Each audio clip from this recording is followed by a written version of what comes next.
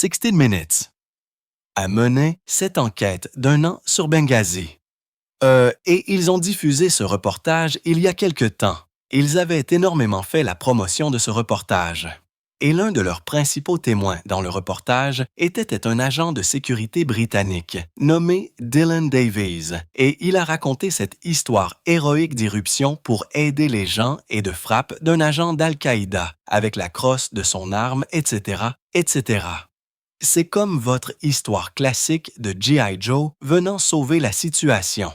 En 2013, 60 Minutes a diffusé un reportage qui a détruit sa réputation du jour au lendemain.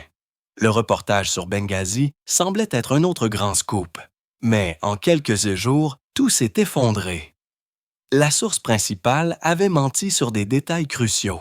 Pire encore, il écrivait un livre pour un éditeur appartenant à CBS. Des accusations de conflit d'intérêts ont fusé. Le journaliste et le producteur ont disparu en congé. CBS a été contrainte de présenter des excuses publiques humiliantes. Mais ce scandale n'était que la partie visible de l'iceberg. Les véritables raisons pour lesquelles l'émission d'information la plus fiable d'Amérique a failli être annulée sont bien plus profondes que ce que l'on imagine. En 1967, Don Hewitt a eu une idée qui allait changer la télévision à jamais. Il voulait une émission qui puisse aller plus loin que les segments de 2 minutes des informations du soir, mais qui n'ait pas besoin de l'engagement d'un documentaire d'1 heure. Pour lui, c'était aussi personnel. À peine 3 ans plus tôt, il avait été licencié de son poste de producteur de CBS Evening News avec Walter Cronkite, après s'être heurté au président de CBS News, Fred Friendly. Witt a été envoyé à la division documentaire du réseau, peu respectée, une décision que beaucoup considéraient comme une impasse. Lancer 60 Minutes était son moyen de revenir. Bill Leonard, vice-président de la programmation d'information, croyait en l'idée.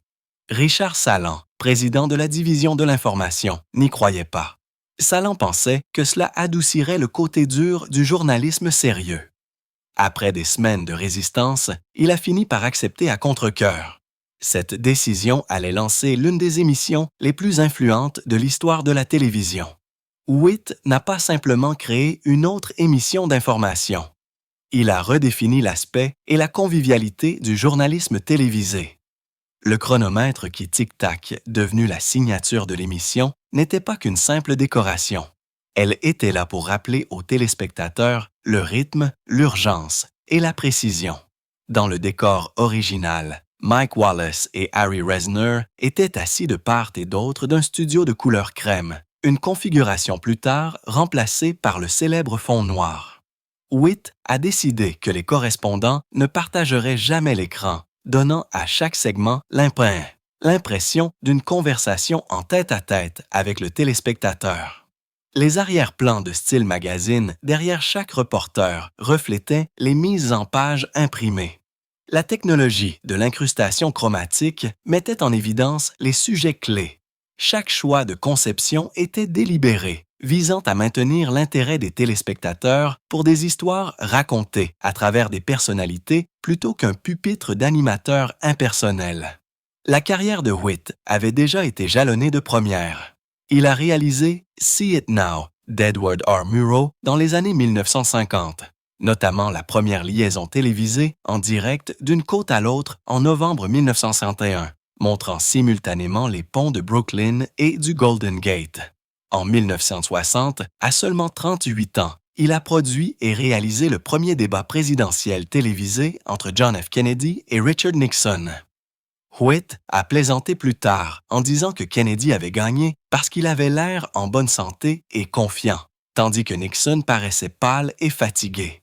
Il a également introduit des innovations telles que les cordes, les légendes à l'écran et des systèmes de montage plus fluides, et a même inventé le terme « anchorman ». Sa philosophie était que la télévision devait mélanger un travail d'enquête sérieux avec des histoires d'intérêt humain pour maintenir l'attention des gens.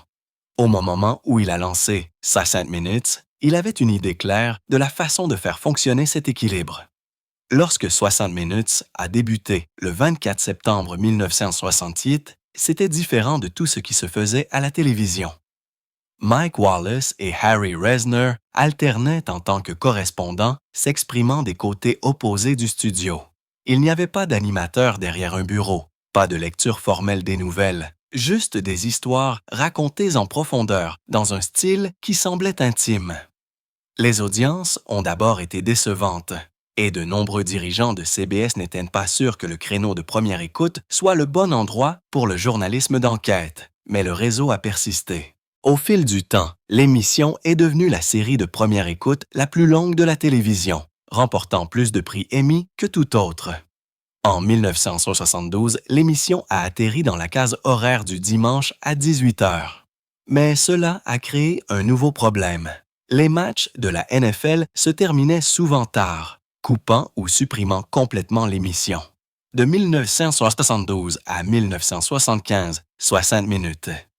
A été mis en pause pendant la saison de football américain, n'étant diffusé qu'en été. Ironiquement, la NFL allait plus tard devenir son meilleur tremplin, fournissant d'énormes audiences une fois que l'émission est revenue au dimanche toute l'année.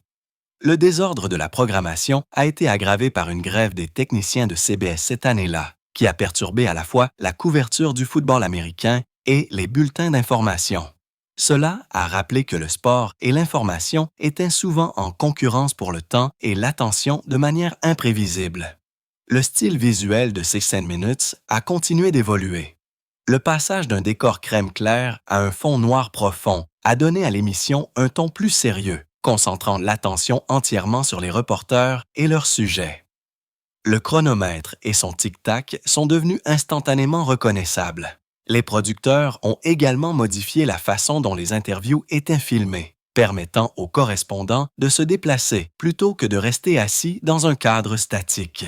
Ces choix ont influencé d'innombrables autres programmes, établissant une norme pour ce à quoi le journalisme télévisé sérieux devrait ressembler. La décision de garder les correspondants séparés à l'écran a également façonné l'identité de l'émission. Mike Wallace était connu pour ses questions directes, souvent accusatrices, tandis que Morley Safer était calme et analytique. Les téléspectateurs ont appris à connaître le style de chaque journaliste et ont souvent suivi leurs histoires sur plusieurs années. Cette connexion personnelle a contribué à fidéliser le public même lorsque la distribution a changé. Entre 1968 et 1975, CBS a déplacé 60 minutes dans 7 créneaux horaires différents, essayant de trouver le bon endroit pour elle. L'émission a commencé comme un programme bi-hebdomadaire, a sauté entre les jours de la semaine, puis s'est installé le dimanche.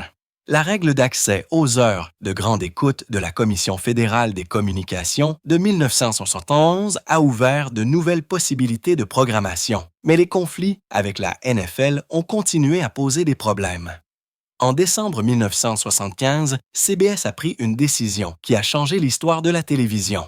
Le 7 décembre, le réseau a déplacé 60 minutes au dimanche à 19 h, heure de l'Est.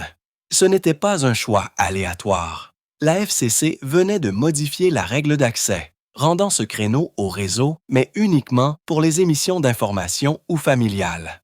CBS a d'abord essayé un drame familial intitulé Three for the Road, mais 40 des 50 premières chaînes affiliées l'ont rejeté. L'émission a été annulée en novembre et le dirigeant Oscar Katz a décidé de remplir l'heure avec 60 minutes. Le changement a fonctionné instantanément.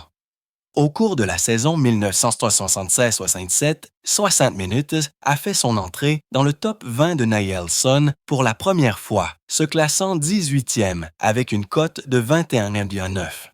Cela a mis fin à 7 années de faibles audiences et de remaniements constants. L'émission avait été déplacée 7 fois depuis 1966. Le nouveau créneau horaire, associé à l'arrivée de Dan Rather dans l'équipe en 1975, a transformé 60 minutes en une force culturelle. C'était la rare émission d'information de style documentaire qui est devenue une émission de télévision incontournable. De 1977 à 2000, elle a réalisé quelque chose qu'aucune autre émission n'a jamais fait. 23 saisons consécutives dans le top 10 de Nielsen. Les soirées du dimanche sont devenues un rituel dans les foyers américains, les familles se réunissant pour ces reportages d'enquête. Les annonceurs l'ont rapidement remarqué. Le prix d'un spot de 32 secondes est passé de 17 000 $ en 1975 à 175 000 $ en 1982, un bond de 10 fois en seulement 7 ans. L'émission a conservé son audience au-delà de cette séquence, se classant dans le top 20 presque chaque saison depuis 1976-77.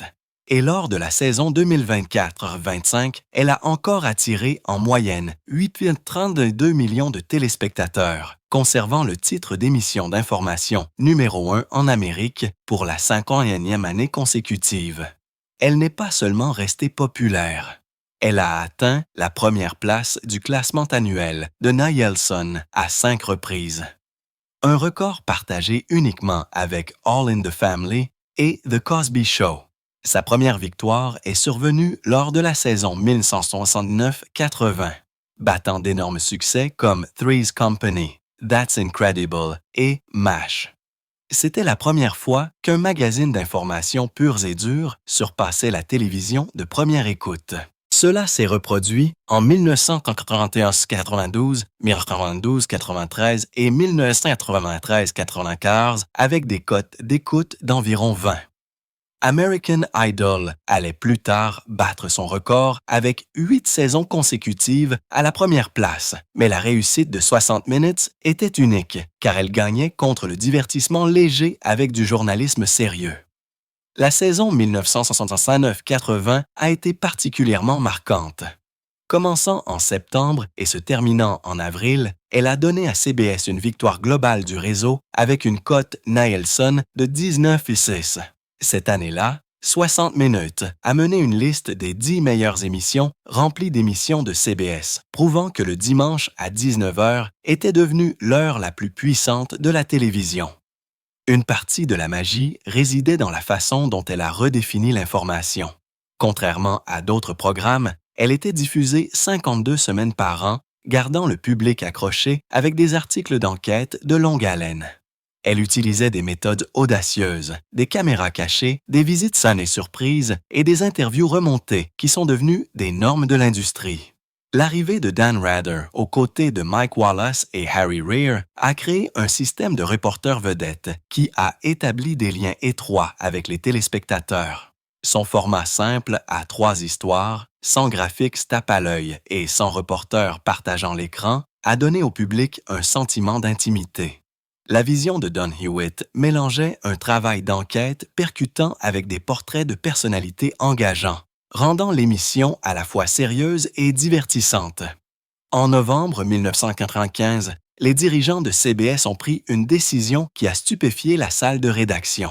Ils ont empêché 60 Minutes de diffuser une interview que le producteur Lowell Bergman avait passé 18 mois. 6 mois, ça. Obtenir.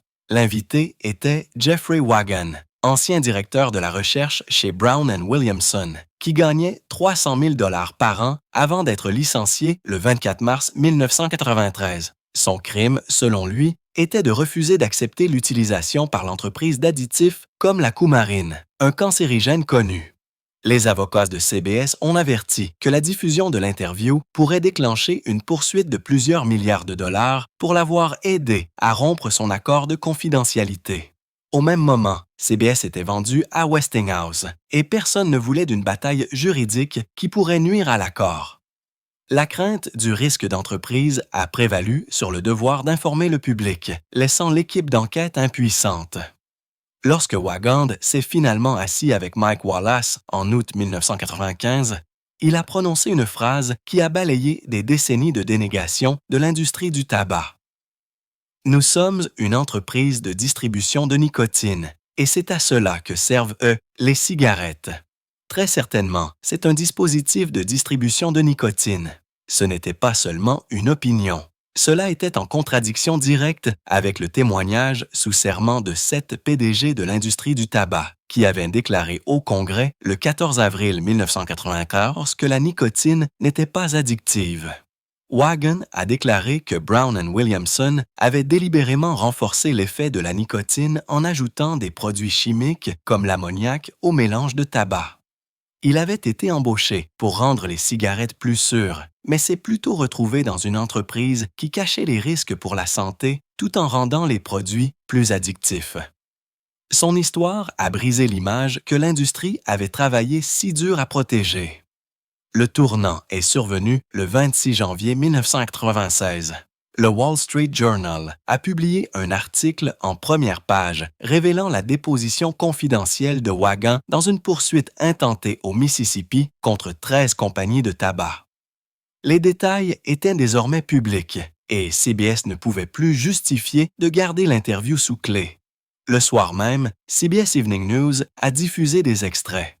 9 jours plus tard, le 4 février, 60 Minutes a diffusé l'intégralité de l'interview en 2 parties.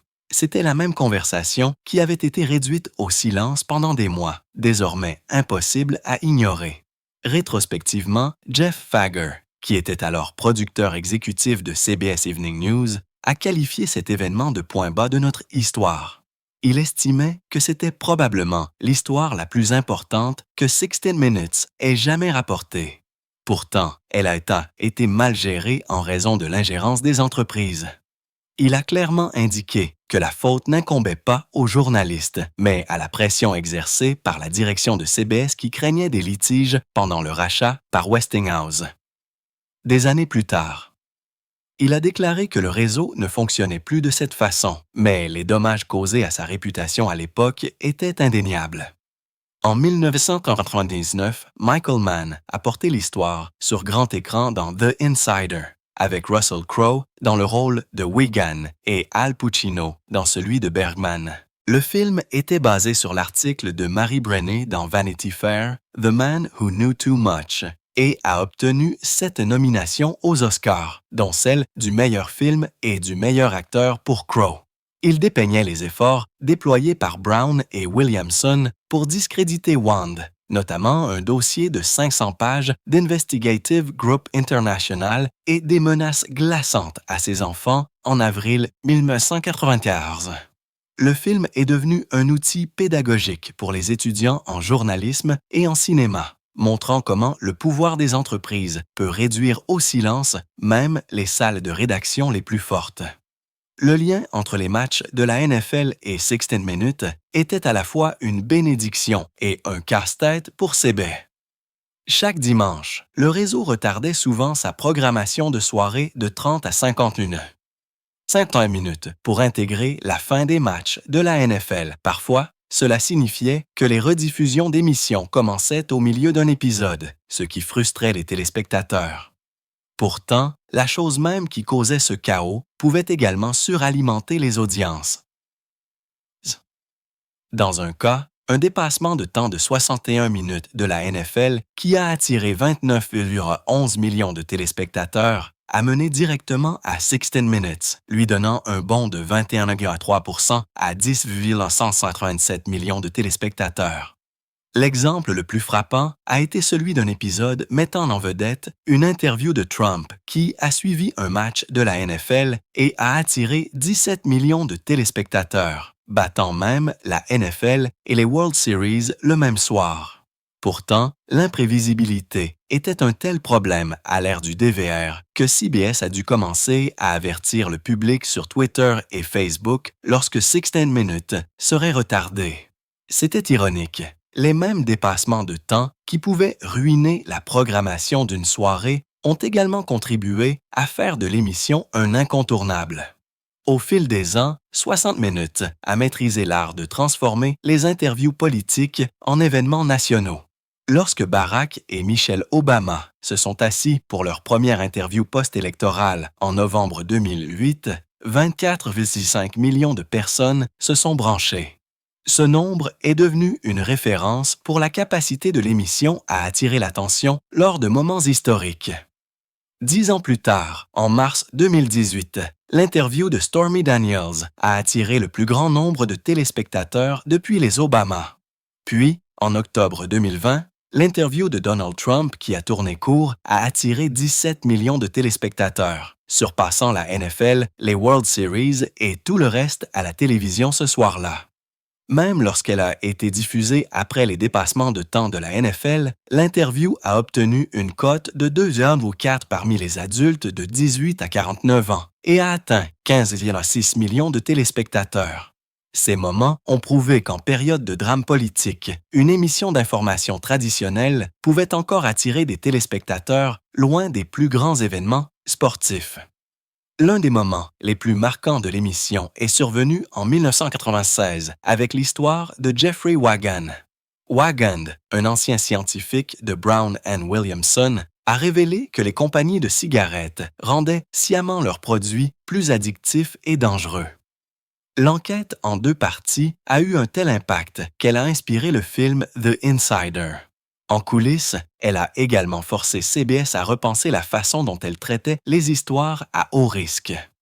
De nouvelles procédures de contrôle, plus prudentes, ont été introduites, ajoutant des couches supplémentaires d'examen juridique avant qu'un article controversé puisse être diffusé.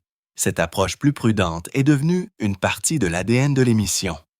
Des années plus tard, le manque de contrôle approprié dans le reportage erroné de Lara Logan sur Benghazi a montré avec quelle facilité la crédibilité pouvait être compromise lorsque ces garanties n'étaient pas respectées. Le style de l'émission a également suscité des débats. En plaçant les correspondants au centre de leurs histoires, souvent en gros plans serrés, 60 Minutes a créé un sentiment d'intimité qui a permis aux téléspectateurs de se sentir connectés. Mais cette approche a parfois brouillé la frontière entre le journalisme et la personnalité. La carrière de Lara Logan est devenue l'exemple le plus clair de ce risque. Autrefois respectée en tant que correspondante à l'étranger sérieuse, elle a ensuite adopté des théories du complot et une rhétorique incendiaire, choquant ses collègues. Après la controverse de Benghazi, en 2013, elle a pris un congé indéfini, sa crédibilité en ruine. Pour les critiques, sa chute a prouvé que faire des reporters des personnages centraux pouvait se retourner contre eux, les transformant en célébrités susceptibles d'éclipser le journalisme lui-même. Malgré ces controverses et une baisse nationale de la confiance dans les médias, 60 Minutes est resté au sommet. Les sondages montrent que seulement 31% des Américains font confiance aux médias pour rendre compte de manière complète et équitable, tandis que 36% n'ont aucune confiance. Près de 60% affirment avoir cessé d'utiliser les sources d'informations qu'ils estiment biaisées. Pourtant, l'émission reste le magazine d'information le plus regardé et se classe régulièrement parmi les 20 meilleures émissions de télévision. Même lors de sa 55e saison, la première mettant en vedette le président Biden a atteint 10,37 millions de téléspectateurs, terminant 5e parmi toutes les émissions de première écoute. Elle a résisté au scandale, à l'évolution des habitudes d'écoute du public et à un paysage médiatique en mutation en s'appuyant sur sa réputation, son format distinctif et sa capacité à créer des moments télévisuels que les gens estiment devoir voir. Pendant plus d'un demi-siècle, 60 Minutes a réussi à faire quelque chose que presque aucune autre émission de télévision n'a jamais réalisé. Elle est restée près du sommet des codes d'écoute pendant 5 décennies, manquant à peine le top 20 en seulement 3 années entre 2005 et 2008. À partir de la saison 1976-77, elle a maintenu sa place à travers les guerres, les changements politiques et les évolutions dans la façon dont les gens regardaient la télévision. De 1977 à 2000, elle est restée dans le top 10 pendant 23 années consécutives. Au cours de 5 de ces saisons, elle a été l'émission numéro 1 en Amérique, égalant les pics de certaines des sitcoms les plus appréciées. Ce niveau de succès était particulièrement surprenant pour une émission d'information pure et dure en concurrence avec des émissions de divertissement, prouvant que le journalisme sérieux pouvait également être une puissance en termes d'audience. La reconnaissance qu'elle a reçue a été tout aussi extraordinaire. TV Guide l'a placée au 6e rang de sa liste des 50 meilleures émissions de tous les télétemps en 2002, puis au 24e rang d'une liste similaire en 2013. Variety l'a classée 20e sur sa liste de 2023, des meilleures émissions de télévision de tous les temps. Tam. Le New York Times l'a décrite comme l'un des magazines d'information les plus respectés de la télévision américaine. Ce genre d'éloge critique était rare pour la programmation d'information, qui avait généralement du mal à fidéliser le public. 60 minutes a réussi à être à la fois un point de repère culturel et un succès commercial, transformant un format qui semblait autrefois lent en un événement incontournable. En 2024, elle a atteint un jalon inégalé, 50 saisons consécutives en tant qu'émission d'information numéro 1 en Amérique. Aucun autre programme n'avait jamais occupé la première place de sa catégorie aussi longtemps. Au cours de sa seule 56e saison, il a atteint plus de 100 millions de téléspectateurs et a attiré en moyenne 8,35 millions de téléspectateurs chaque semaine. Au cours de cette même saison, un Américain sur 3 l'a regardé au moins une fois, que ce soit à la télévision traditionnelle ou en streaming. Il s'était classé dans le top 10 pour 27 de ses 28 épisodes cette année-là et s'est classé comme le programme de première écoute non sportif numéro 1 à 15 reprises.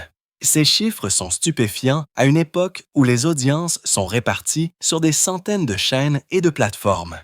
Une partie de sa longévité provient d'un avantage unique. Son créneau du dimanche à 19h suivait souvent les matchs de la NFL sur CBS. Et lorsque ces matchs duraient l'heure et longtemps, l'émission bénéficiait d'énormes pics d'audience. En octobre 2013, un match Broncos-Cowboys a retardé l'émission de 44 minutes et 60 minutes a conservé 63% de l'audience du football américain, soit 17,94 millions de téléspectateurs. À peine 2 mois plus tard, un autre match des Broncos contre les Chiefs a repoussé l'émission de 50 minutes et elle a tout d'un tas de même conservé 66% des 28,11 millions de téléspectateurs du football américain. Ces moments l'ont transformé en une destination soudaine pour des dizaines de millions de personnes, lui donnant un mélange rare d'audience régulière et d'audience axée sur les événements. Dès le départ, son format était aussi distinctif que son succès. Créé en 1968 par Don Hewitt et Bill Leonard, le programme a construit ses histoires autour de correspondants individuels au lieu d'un pupitre d'animateurs partagés. Chaque journaliste travaillait seul sur son segment, devenant le visage et la voix de son enquête. Au début, Mike Wallace et Harry Rear ont donné le ton, assis séparément sur un décor minimaliste et utilisant des techniques qui allaient devenir standards, comme des interviews remontées, des caméras cachées et des confrontations surprises. Le chronomètre qui apparaît toujours entre les segments est devenu une icône de l'émission. Au fil du temps, ce style a influencé le journalisme d'enquête dans le monde entier, avec des programmes similaires apparaissant en Australie et au Canada dans les années 1970. La formation actuelle, composée de Lacey Stahl, Scott P. et Bill Whitaker, continue de suivre la même approche, prouvant que la formule fonctionne toujours plus de 50 ans plus tard. En juin 2017, 60 Minutes avait remporté 138 prix Emmy, plus que tout autre programme de première écoute américain. Elle a également remporté 25 prix Peabody, dont une importante distinction institutionnelle en 2018. Bon nombre de ses segments les plus célèbres ont révélé des histoires, comme l'implication de la CIA dans le trafic de cocaïne et la crise nationale croissante des opioïdes. Son influence s'est étendue bien au-delà des États-Unis, inspirant des programmes de magazines d'information similaires dans des pays du monde entier. Le format de magazine pour la télévision de Don Witt en 1968 est devenu le modèle pour d'innombrables diffuseurs, bien qu'aucun n'ait égalé sa longévité ou son impact culturel. Dans les écoles de journalisme, 60 Minutes reste une étude de cas en matière d'excellence en matière d'enquête, ses méthodes de reportage étant enseignées comme l'étalon or. Don Witt, le créateur de l'émission, a changé les nouvelles télévisées d'une manière qui se fait encore sentir aujourd'hui. Il a introduit le terme « anchor », a introduit le téléprompteur et a utilisé des légendes à l'écran pour rendre l'information plus facile à suivre. Il a réalisé le premier débat présidentiel télévisé entre John Kennedy et Richard Nixon, donnant le ton à tout ce qui a suivi. Son idée était de mélanger le style de narration du magazine Life avec la télévision, rejetant le ton trop rigide des documentaires traditionnels. Witt a développé de nouveaux angles de tournage, a perfectionné les systèmes de carte Q et a contribué à créer le concept de journaliste vedette, dont les visages sont devenus aussi familiers aux téléspectateurs que ceux de leurs propres membres de famille. Ces changements ont façonné non seulement 60 minutes, mais aussi la façon dont toutes les nouvelles télévisées sont produites. Le programme a également prouvé que l'information pure et dure pouvait être un divertissement de première écoute. C'est devenu la première émission d'information à faire son entrée dans le top 10 de Nielsen et y est restée pendant 23 saisons consécutives. En 1969, c'était l'émission numéro 1 à la télévision, une place que peu pensaient qu'une émission d'information pourrait un jour atteindre. Ce succès a rapporté d'énormes profits à CBS. Une publicité de 30 secondes sur l'émission est passée de 17 000 $ en 1975 à 175 000 $ en 1982. Et au fil des ans, elle a généré un chiffre d'affaires estimé à 2 milliards de dollars.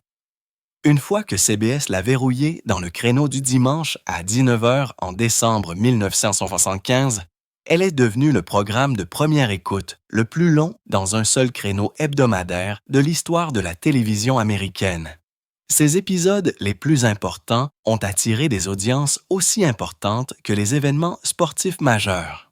La première interview de la famille Obama après l'élection en novembre 2008 a attiré 24,5 millions de téléspectateurs. 10 ans plus tard, l'interview d'Anderson Cooper avec Stormy Daniels en mars 2018 a attiré 22,1 millions de téléspectateurs, soit plus du double de l'audience habituelle.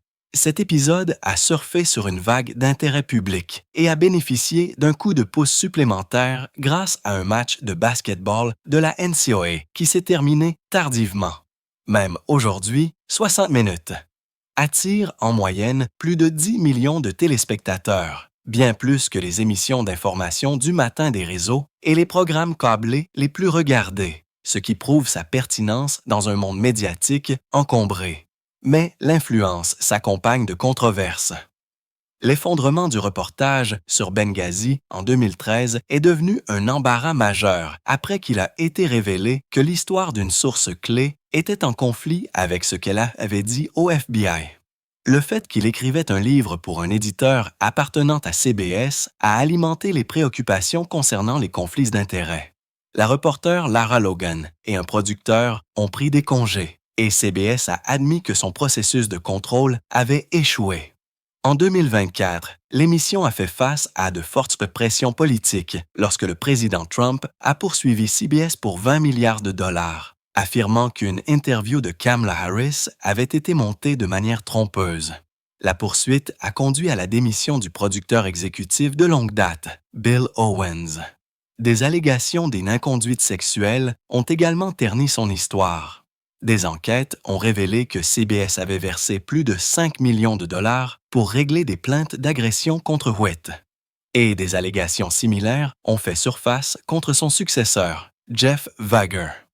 Ces incidents sont devenus des leçons de prudence dans les programmes de journalisme, montrant l'équilibre délicat entre l'indépendance éditoriale, la confiance du public et la responsabilité des entreprises.